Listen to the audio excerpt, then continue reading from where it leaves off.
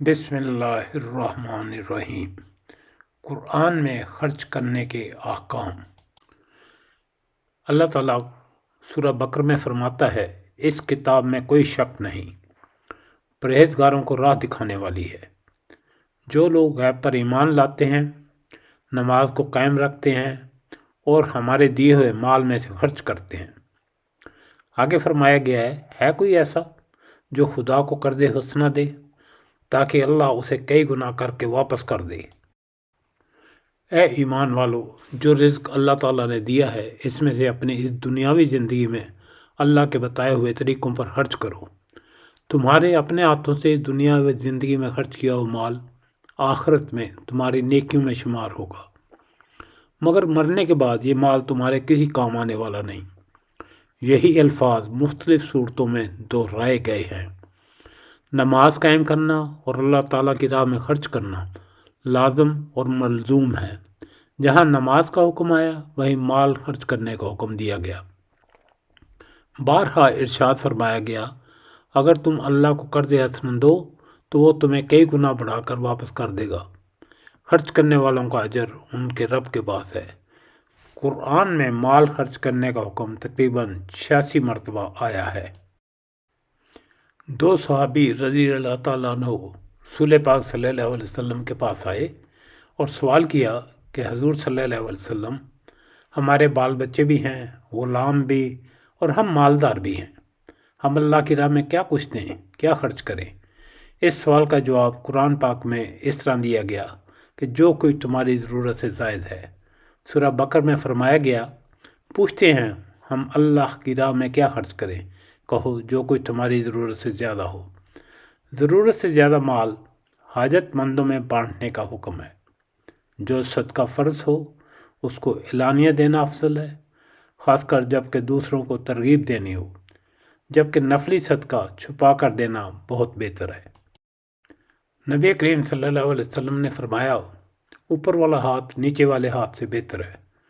پہلے انہیں دو جو تمہارے بال بچے اور عزیز ہیں۔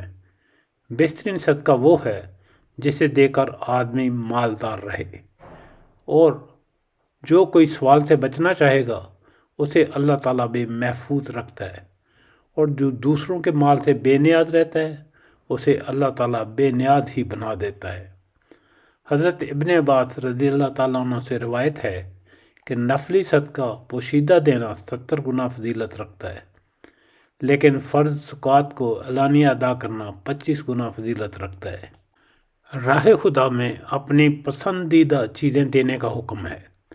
سورہ بقرہ میں ہی فرمایا گیا ہے، اے لوگو جو ایمان لائے، جو مال تم نے کمائے اور جو کچھ ہم نے زمین سے تمہارے لیے نکالا ہے اس سے بہترین حصہ راہ خدا میں خرچ کرو۔ ایسا نہ ہو کہ اس کی راہ میں دینے کے لیے بری سے بری چیز چھانٹنے کی کوشش کرنے لگو، جسے اگر تمہیں خود دی جائے تو تم لینے والے نہیں ہو۔ مزید سورہ عمران میں فرمایا گیا ہے کہ جب تک تم اپنی پسندیدہ چیزوں سے اللہ تعالی کی راہ میں خرچ نہ کرو گے ہرگز بھلائی نہ پاؤ گے۔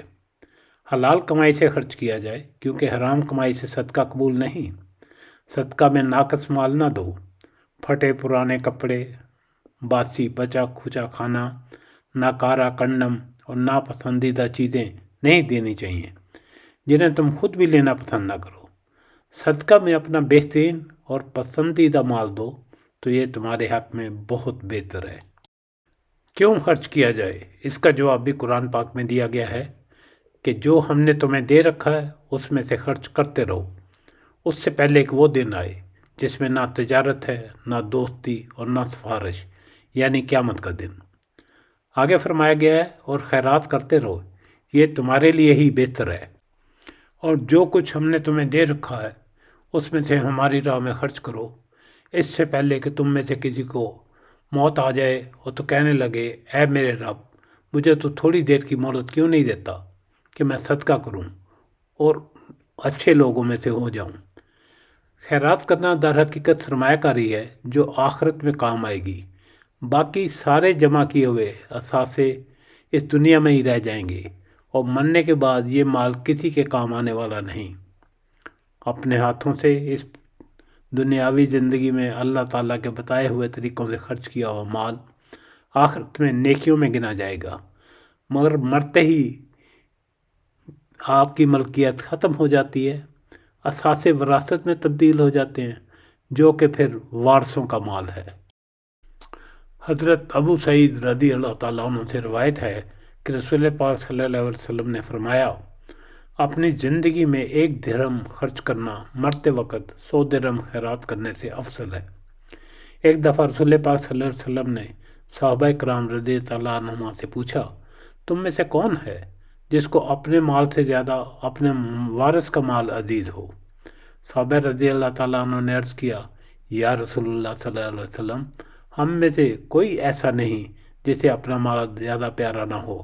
تو آپ صلی اللہ علیہ وسلم نے فرمایا، پھر تمہارا مال وہ ہے جو تم نے موت سے پہلے اللہ کی راہ میں خرچ کر دیا، اور وارث کا مال وہ ہے جو تو چھوڑ کر مر گیا۔ اللہ کی راہ میں مال کن پر خرچ کریں؟ تو قرآن پاک میں فرمایا گیا ہے، جو مال بھی تم خرچ کرو اس میں تمہارے ماں باپ، رشتہ دار، یتیموں، مسکینوں اور مسافروں کا حق ہے۔ خاص طور پر مدد کے مستحق وہ تنگ دست لوگ ہیں جو اللہ کے کام میں ایسے گر گئے ہیں کہ اپنے ذاتی کسب معاش کے لیے زمین میں کوئی دوڑ دھوپ نہیں کر سکتے۔ اور جو خرچ کرنے والے ہیں وہ کون ہیں؟ جو کچھ ہم نے ان کو عطا فرمایا ہے اس میں سے پوشیدہ اور اعلانیہ خرچ کرتے ہیں، وہ ایسی تجارت کے امیدوار ہیں جس میں ہرگز خسارہ نہ ہوگا۔ قرآن پاک میں والدین کی خدمت، حاجت مند رشتہ داروں، غریبوں، مسکینوں کی مدد کرنے کی بہت ترغیب دی گئی ہے۔ سفید پوش ضرورت مند صدقے کے زیادہ مستحق ہیں وہ لوگ جن کا اپنا کوئی ذریعہ معاش نہ ہو۔ عام لوگ ان کے حال سے ناواقف ہوتے ہیں، وہ ان کے لباس اور گفتگو سے انہیں مالدار سمجھتے ہیں۔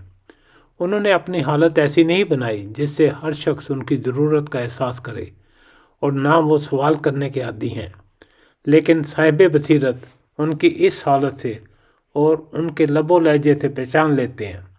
اس لیے اللہ تعالیٰ نے توجہ دلائی ہے کہ خاص طور پر ان کی مدد کرنا صدقے کا بہترین مصرف ہے۔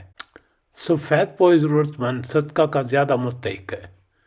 صدقہ ہر سائل کو دیا جا سکتا ہے، چاہے وہ کسی مذہب کا ہو۔ رسول پاک صلی اللہ علیہ وسلم کا ارشاد ہے، ہر اچھا کام صدقہ ہے، اور کسی بھی اچھے کام کو ہرگز چھوٹا یا حقیر نہ سمجھو۔ پس اگر تیرے پاس کچھ بھی نہ ہو تو پھر مسکراتے چہرے کے ساتھ ہی مل لیا کرو۔ اس موضوع کا پارٹ 2 انشاءاللہ جلد پیش کیا جائے گا، جس میں ان موضوعات پر روشنی ڈالی جائے گی کہ خرچ کرنے والے لوگ کون ہیں اور نہ کرنے والے کون، خرچ کرنے کا کیا اجر ہے، اور اپنے صدقات کو ضائع ہونے سے کس طرح بچایا جائے۔ اللہ تعالیٰ ہمیں صدقہ و خیرات دینے کی توفیق نصیب فرمائے، آمین ثم آمین۔